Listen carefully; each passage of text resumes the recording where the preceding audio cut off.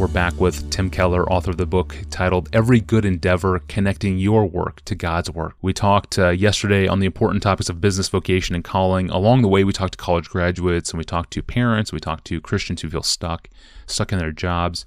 Let's move forward and discuss a young man or a young woman who is deciding on a career now. I mean, one of the things you say in the book is that in New York City, a number of sharp young adults graduate from college, and then they select a career as a form of identity. The career becomes for them a status symbol. Explain that. Well, there's been a lot of great books written recently on this idea that we live in a consumeristic age in which your identity is seen in the products you consume. I'm the kind of person that wears this kind of clothing, owns this kind of these electronics. These are the accessories I use. So you actually get your identity from the brands that you use. And I'm afraid that what's happened here is that jobs are like that too. And there's just no doubt. I see plenty of people taking jobs that really don't fit. It doesn't fit their talents very well. And B, very often the jobs don't necessarily fulfill them because the jobs aren't really maybe helping people very much, but the jobs are high status. And because they're high status, people feel like I need to be in that job so I can feel good about myself. So it's an identity marker. So people are very often not choosing jobs on the basis of vocation, not saying what gifts do I have and how can I be useful to other people through my work, but how do I take a job that gives me the same kind of sense of self-worth I get when I'm driving a particular kind of car. Yeah, fascinating. All right, here's a hypothetical question, but I think it gets at a modern business ethics question that we get a lot in the inbox. Let's pretend in ancient Babylon there's a God-fearing man who grows straw. He's good at it. He works hard. He serves his buyer well. He always delivers his straw on time. He's joyful, humble. People like him.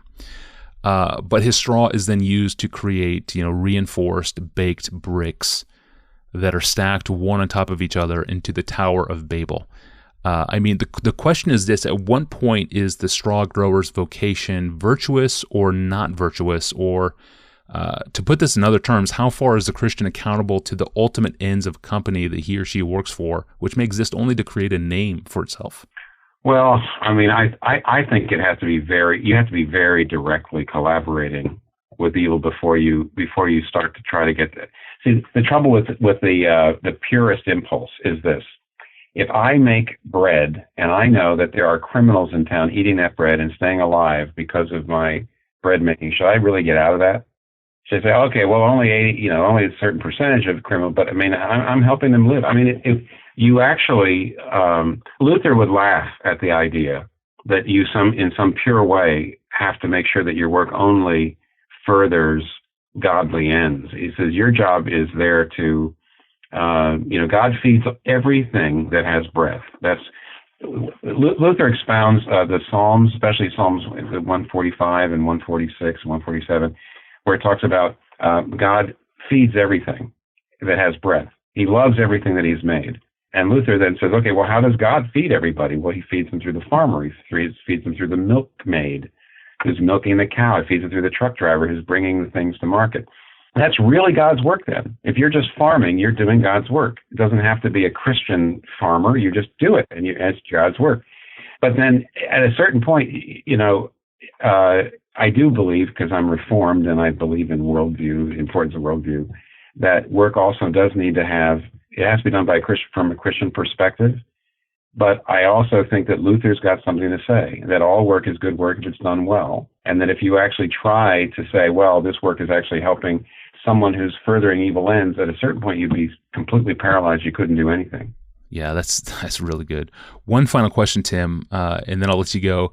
What would you say to a Christian who does not have a lot of options? They have a job that was available, not because they chose it from 12 different options. Speak to a Christian who is or who feels like they are vocationally stuck. How does the doctrine of vocation work in their situation? Luther's understanding of calling is that the farm girl who's milking the cows needs to, even if it's the only job that's available to her and she'd like to go somewhere else, she needs to see what she's doing as God's calling. She needs to see that this isn't just milking cows. This is my way of participating in God's care for his creation. because he has decided this is how I'm going to do it.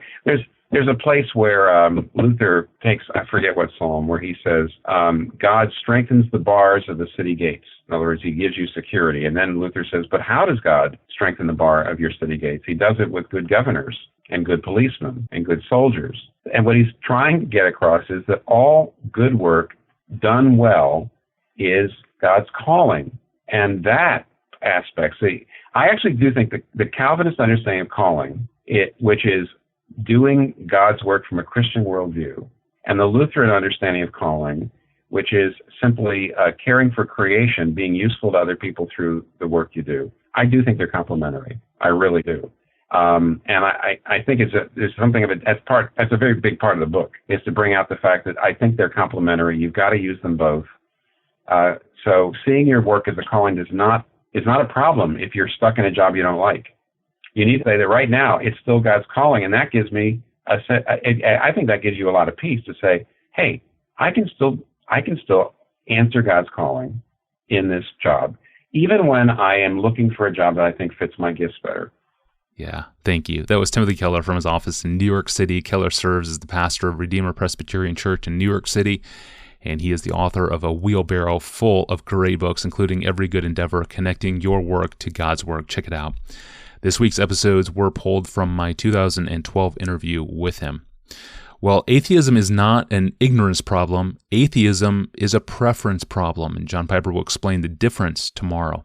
I'm your host, Tony Reinke. Thanks for listening to the Ask Pastor John podcast.